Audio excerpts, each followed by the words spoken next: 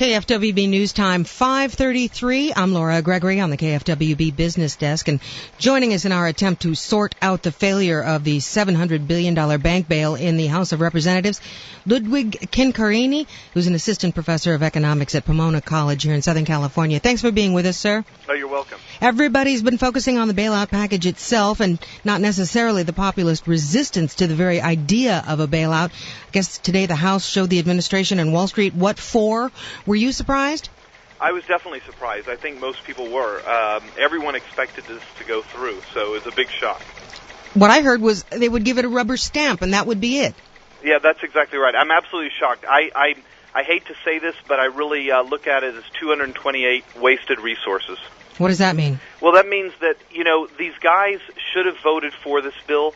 At the worst, they should have put in some clauses inside the bill. They had a few days to change things that would have made it pass, because right now the U.S. financial system is in really bad trouble, and this will eventually affect all of the real America.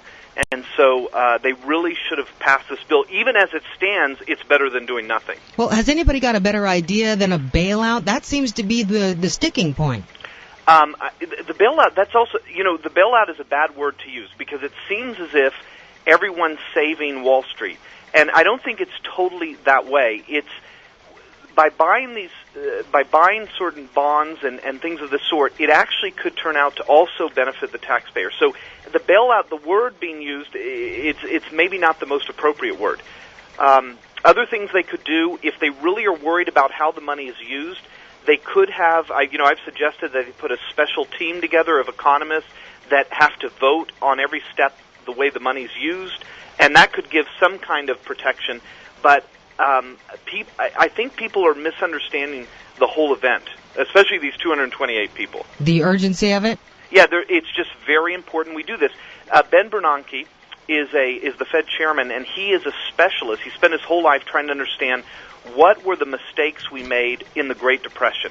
And I don't think this is the Great Depression, but to the extent that we could have a serious recession, we should avoid that if we can, because the recession will affect much more than Wall Street. It's going to affect everyone who has a job in every part of the economy. And he spent his whole life trying to understand this, and he's strongly behind this plan. And so I think we should listen to him a little bit. Now, if these 228 people need a couple things changed, then do the changes, but get it done in a couple days and pass this action. And I'm out of time. I ask you now what I asked you 2 weeks ago. Is my money safe? Your money is still safe, in my opinion, in the deposit accounts, because you still have the Federally Deposit Insurance Corporation.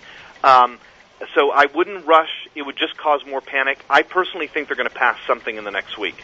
But, we just got to hope. All right. I have to leave it there, sir. Thanks for being with us. Okay, thank you. Take care. We've been talking with Ludwig Chincarini, assistant professor of economics at Pomona College. Laura Gregory, KFWB News 980.